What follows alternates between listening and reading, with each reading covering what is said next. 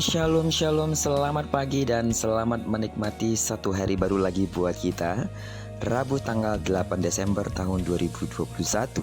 Terpujilah Tuhan kita yang hidup karena dalam anugerahnya Dia telah memberkati tidur malam kita dan membangunkan kita di hari yang luar biasa ini. Baiklah, sebelum kita lebih jauh melakukan semua kegiatan hari ini, marilah kita sama-sama kembali merenungkan firman Tuhan yang akan menjadi pedoman dalam menjalani hari ini, yang akan tetap kita ambil dari pembacaan Alkitab 25 hari bersama kitab 2 Raja-Raja.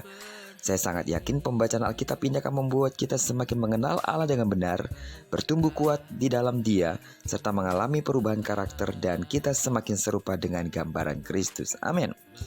Baiklah, hari ini kita telah berada di hari yang ke-23, maka kita akan membaca kitab 2 Raja-Raja, pasal yang ke-23 ayat pertama sampai dengan ayat yang ke-37.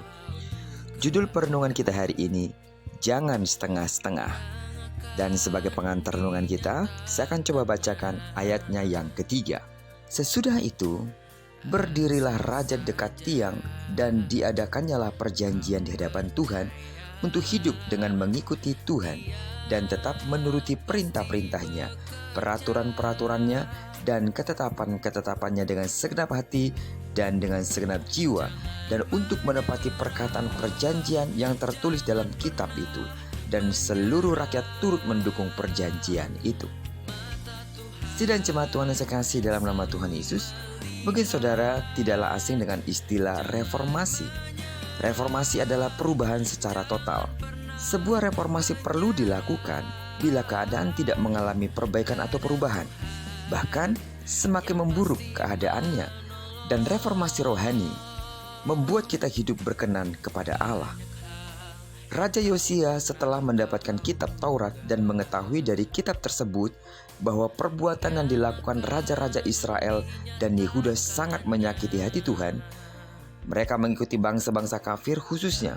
Setelah Raja Yosia mendapatkan kitab Taurat dan mengetahui dari kitab tersebut bahwa perbuatan-perbuatan yang dilakukan raja-raja Israel dan Yehuda sangat menyakiti hati Tuhan dengan mengikuti bangsa-bangsa kafir, khususnya dalam hal penyembahan berhala, Yosia bersama dengan para nabi dan para imam di depan bangsa Israel dan Yehuda menyatakan untuk kembali kepada Allah seperti yang dituliskan di dalam kitab Taurat. Semua yang berhubungan dengan penyembahan berhala mereka tinggalkan, bahkan benda-benda yang berhubungan dengan berhala dimusnahkan.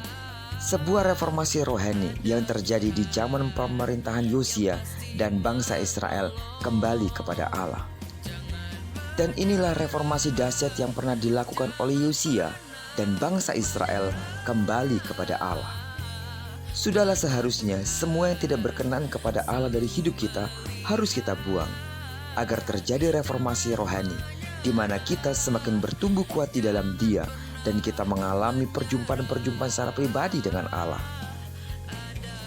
Hal ini yang harus kita lakukan untuk kembali kepada Allah. Semua yang tidak berkenan dengan Allah haruslah kita buang. Semua yang tidak berkenan kepada Allah haruslah kita musnahkan untuk bisa kembali kepada Allah.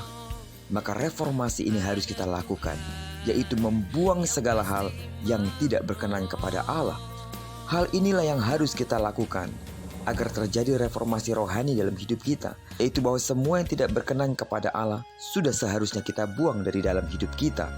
Sidang jemaat Tuhan yang saya kasih di dalam nama Tuhan Yesus, janganlah kita menjadi orang Kristen yang setengah-setengah. Karena orang yang suam-suam kuku akan dimuntahkan oleh Tuhan. Yang Tuhan mau adalah ketika kita betul-betul menyerahkan seluruh hidup kita kepada Tuhan, membuang segala tabiat, membuang segala kebiasaan-kebiasaan buruk yang membuat kita berdosa di hadapan Tuhan. Seperti apa yang telah dilakukan oleh Yosia, melakukan reformasi besar-besaran bagi orang-orang Israel, sehingga orang-orang Israel kembali kepada Allah dan orang Israel mengalami pemulihan dan keberkatan yang daripada Tuhan. Jika ingin hidup kita semakin diberkati oleh Tuhan, dan jika ingin hidup kita semakin melihat kemuliaan Tuhan, marilah kita tanggalkan semua hal yang membuat kita berdosa di hadapan Tuhan. Marilah kita tinggalkan semua tabiat-tabiat yang membuat kita tidak berkenan kepada Allah. Jadilah menjadi orang-orang yang sungguh-sungguh mencari Tuhan dengan segenap hati. Karena dengan demikian, Allah tidak akan pernah menahan berkat-Nya bagi hidup kita. Terpujilah nama Tuhan. Diberkatilah kita sepanjang hari ini dan digenapi firman yang berjanji bahwa apa yang dikerjakan tangan kanan dan tangan kiri kita dibuatnya berhasil.